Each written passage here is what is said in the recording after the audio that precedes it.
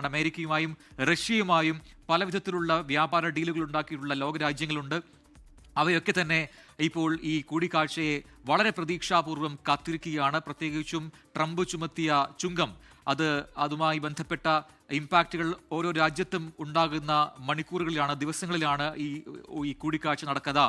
This is the moment. രണ്ട് ലോക നേതാക്കളും ഇപ്പോൾ ഹസ്തദാനം നടത്തി പരസ്പരം ഗ്രീറ്റ് ചെയ്യുന്നു, ആശംസകൾ കൈമാറുന്നു. പിന്നീട് അവർ ചർച്ചയ്ക്കായി, കൂടിക്കാഴ്ചയ്ക്കായി നീങ്ങുകയും ചെയ്യും. ഇതൊരു വളരെ പ്രധാനപ്പെട്ട സുപ്രധാനമായ ഒരു നിമിഷമായി നമുക്ക് കാണേണ്ടിയിരിക്കുന്നു. കാരണം റഷ്യ, അമേരിക്ക ഈ രണ്ട് രാജ്യങ്ങളുടെയും രാഷ്ട്രത്തലവന്മാർ ഇങ്ങനെ ഒരുമിച്ചൊരു ഫേസിൽ ഒരു സ്ക്രീനിൽ തന്നെ വരുന്നത് എത്രയോ വർഷങ്ങൾക്ക് ശേഷമാണ് എന്നുള്ളതും, അതായത് ഈ ഒരു കൂടിക്കാഴ്ച, ഇത്തരത്തിലൊരു കൂടിക്കാഴ്ചയ്ക്കായി വരുന്നത് എത്രയോ വർഷങ്ങൾക്ക് ശേഷമാണ് എന്നത് ഏറ്റവും പ്രധാനപ്പെട്ട കാര്യമാണ്. ഇപ്പോൾ ഈ ചർച്ച നടക്കുന്ന അലാസ്ക എന്ന ഈ ഭൂപ്രദേശത്തിനും ഒരുപാട് ചരിത്രപരമായ പ്രത്യേകതകളുണ്ട്.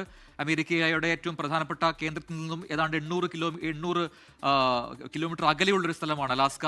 ഭൂവിസ്തൃതിയുടെ കാര്യത്തിൽ നോക്കുകയാണെങ്കിൽ അമേരിക്കയിലെ ഏറ്റവും വലിയ സംസ്ഥാനം എന്ന് വേണമെങ്കിൽ അലാസ്കയെ വിശേഷിപ്പിക്കുകയും ചെയ്യാം. റഷ്യയുടെ ഏറ്റവും അടുത്ത് നിൽക്കുന്ന ഒരു പ്രദേശം കൂടിയാണ് അലാസ്ക എന്നതുകൂടി ശ്രദ്ധേയമാണ്. ഒപ്പം തന്നെ ശീതയുദ്ധ സമയത്ത് അമേരിക്കയുടെയും റഷ്യയുടെയൊക്കെ തന്നെ പ്രധാന യുദ്ധകേന്ദ്രങ്ങളൊക്കെ തന്നെ അലാസ്കയിൽ കേന്ദ്രീകരിച്ചിരുന്നു എന്നതും ശ്രദ്ധേയമാണ്. ഇപ്പോൾ ഇരു നേതാക്കളും അവിടെ ഒരു പോഡിയത്തിലേക്ക് എത്തിയിട്ടുണ്ട്.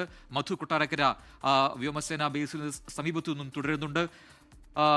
മധു, ഏറ്റവും സുപ്രധാനമായ ഒരു ഫ്രെയിമായി നമുക്കിതിനെ കാണാം. ഏറ്റവും സുപ്രധാനമായ ഒരു വേൾഡ് ഫ്രെയിമായിട്ട് തന്നെ നമുക്കിതിനെ കാണാം. രണ്ട് ലോക നേതാക്കൾ വർഷങ്ങൾക്ക് ശേഷം ഒരു ചർച്ചയ്ക്കായി ഒരു മേശയ്ക്കപ്പുറവും ഇപ്പുറവും ഇരിക്കാൻ പോവുകയാണ്. ദൃശ്യങ്ങളിൽ കാണുന്നത് പോലെ ഇരു നേതാക്കളും വിമാനങ്ങളിൽ നിന്ന് ഇറങ്ങി പിന്നീട് ഈ ലിമോസിനിലാണ് ഇനി പോകുന്നത് ഈ ചർച്ചയ്ക്കായി. അവിടെ പ്രത്യേകം തയ്യാറാക്കിയ ഈ വ്യോമസേന ബേസിൽ തയ്യാറാക്കിയ റൂമിനകത്താണ് ഈ ചർച്ച നടക്കുന്നതെന്ന് അറിയുന്നു.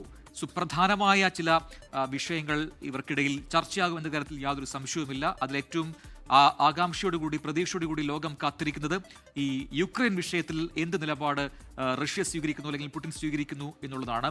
അതിലെ നിലപാട് എന്താണ് എന്നുള്ളത് അമേരിക്ക ഇതിനോടകം വ്യക്തമാക്കിയതുമാണ്. അതുകൊണ്ട് തന്നെ അതിൽ പുടിൻ ഇനി എന്ത് നിലപാട് പറയുന്നു എന്നതിനെ ആശ്രയിച്ചിരിക്കും തുടർ ചർച്ചകൾ എന്ന് മനസ്സിലാക്കാൻ കഴിയുന്നു.